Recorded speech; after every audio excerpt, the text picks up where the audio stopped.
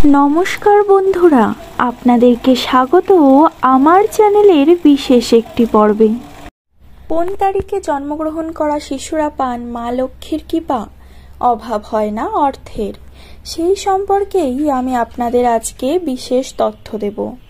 যদি আপনাদের বাড়িতে কোনো শিশু থেকে থাকে তবে অবশ্যই ভিডিওটি সম্পূর্ণ দেখুন, আর ভালো লেগে থাকলে আপনার মতামত কমেন্টে জানান।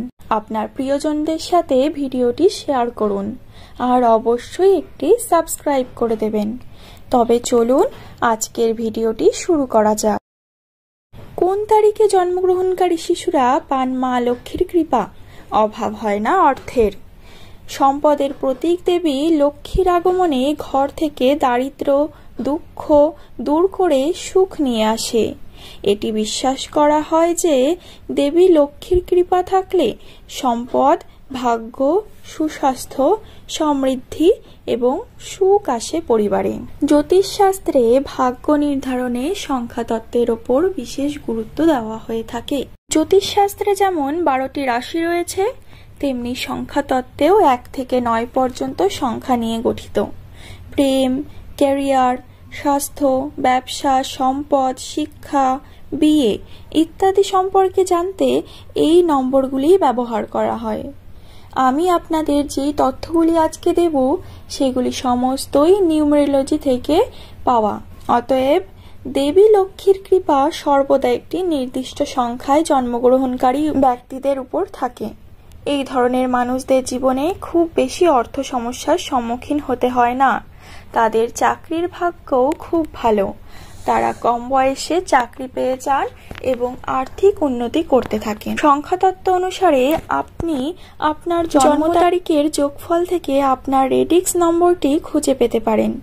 যেমন ধরুন, আপনার জন্ম কোনো মাসে 3, 12 বা 30 তারিখে হলে আপনার নিউমেরোলজি নম্বর হবে 3, অর্থাৎ 3-এর 3, 12-র 1 + 2 3 এবং 30-এর 3 + 0 3।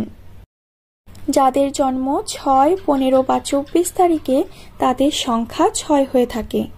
সংখ্যাতত্ত্ব অনুসারে 6 সংখ্যার অধিপতি হলেন শুক্র, যিনি প্রেম, বিলাসিতা, সম্পদ এবং সৌন্দর্যের প্রতীক।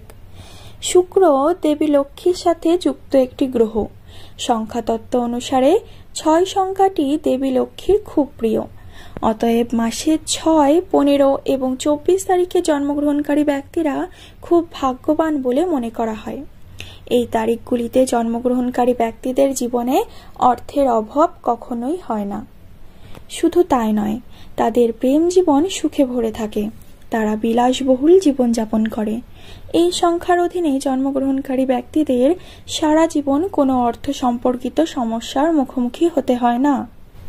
অতএব বন্ধুরা, যদি আপনার সংখ্যাও এর মধ্যে থেকে কোনো একটি হয়ে থাকে বা আপনার জন্ম তারিখও যদি এই তারিখগুলির মধ্যে থেকে হয়ে থাকে, তবে অবশ্যই আপনি একজন ভাগ্যবান ব্যক্তি।